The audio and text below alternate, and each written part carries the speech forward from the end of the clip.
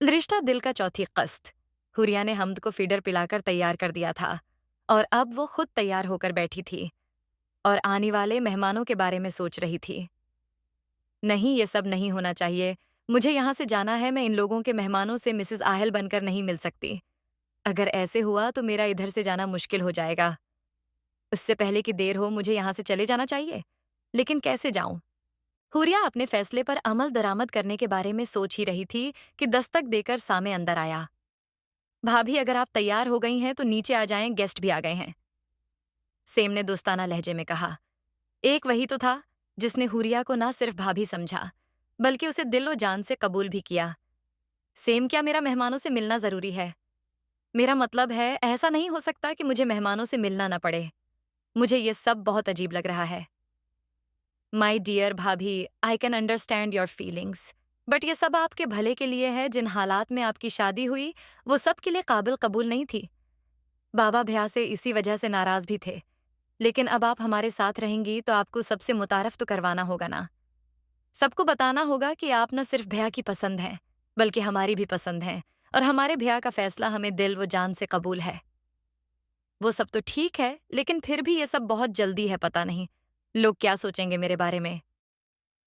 तुम लोगों को अपने भैया के आने तक का इंतजार करना चाहिए था। भाभी, भैया तो 3 साल बाद आएंगे। इतना इंतजार कैसे करें? और आपको बिल्कुल भी घबराने की जरूरत नहीं है। सब अपने ही हैं। आप बस सारी परेशानी भूलकर अपना और मेरे क्यूट से भतीजे का ख्याल करें। सेम के तसल्ली देने पर हुरिया मुस्कुरा भी न सकी और बच्चे को उठाकर बाहर आ गई, जहां फुफ्फो की फैमिली और दूसरे मेहमान कर्नल साहब की बाहों से मिलने के लिए घर में विराजमान थे।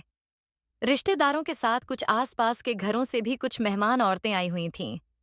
इतने सारे इकट्ठे मेहमानों को एक साथ देखकर हुरिया बहुत घबरा गई थी।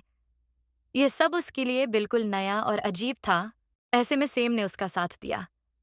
इसका हाथ पकड़कर एक एक रिश्तेदार से मिलवाया। आहिस्ता आहिस्ता हुरिया की घबराहट खत्म हो गई।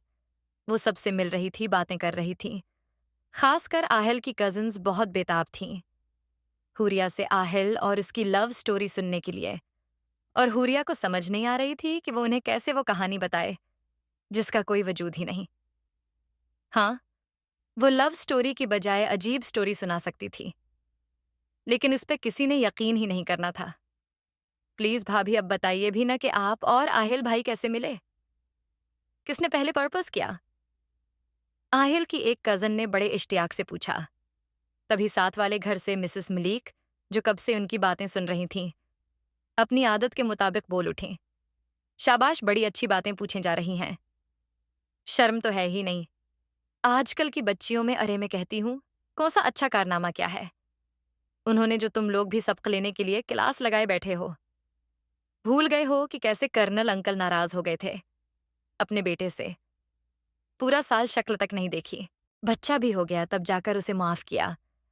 आहिल को तो अब तक घर आने की इजाजत नहीं, बेचारा अकेला दर बदर भटक रहा है। अल्लाह जाने आगे क्या क्या दिन देखने होंगे। मिसेस मलिक की बातें सुनकर सब हैरान रह गए। कर्नल साहब और सेम शर्मंदा नजरों से मिसेस मलिक को देखने लगे। हुरिया बेकसूर होते हुए भी अपने आप को कसूरवार समझ रही थी। कर्नल साहब और सेम के चेहरे देखकर उसे मिसेस मलिक पर शदीद गुस्सा आया और उसने मिसेस मलिक से कहा, बिल्कुल ठीक कहा आपने कि हमने कोई खास अच्छा काम नहीं किया, जिसका हमें बहुत अफसोस भी है। लेकिन हमें हमारी गलती का एहसास बाबा के गुस्से की वजह से हुआ। हमारे बाबा हमसे नाराज नहीं थे। वो बस थोड़े गुस्से में थे, बिल्कुल वैसे ही जैसे दुनिया के हर माँ बाप अपनी औलाद की गलतियों पर गुस्सा होते हैं। और जब औलाद को गलती का एहसास होता है तो वो उन्हें सीने से लगा लेते हैं।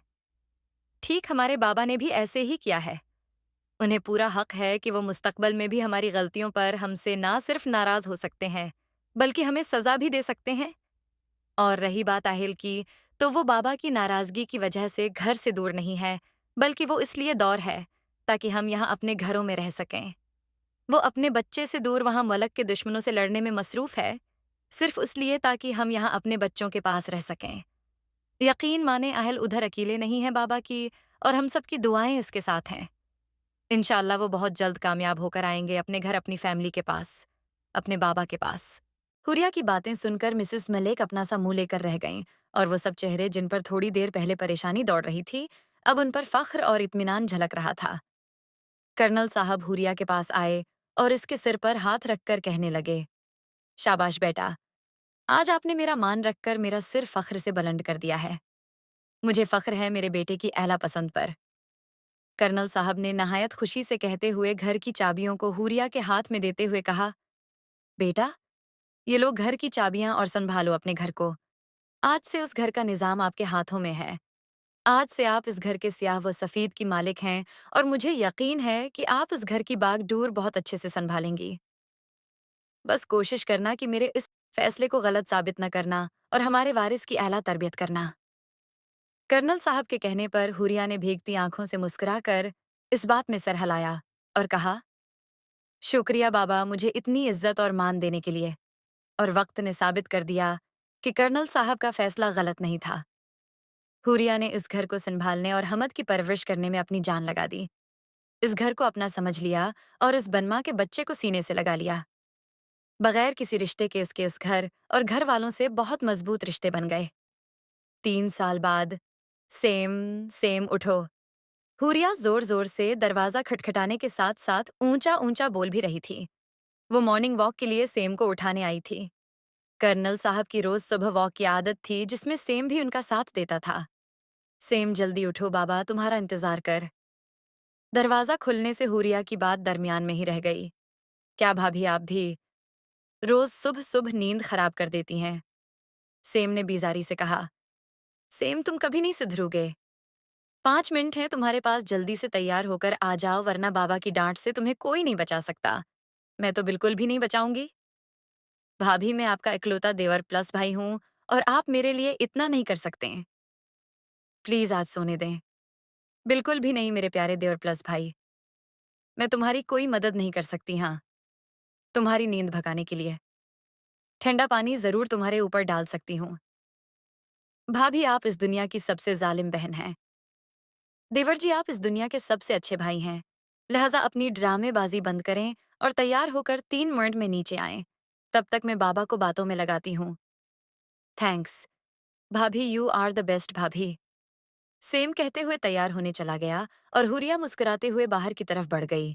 ये सब उसका रोज का मामूल था। सुबह नमाज पढ़ने के बाद वो चाय बनाकर कर्नल साहब को देती, फिर सेम को उठाकर भेजती।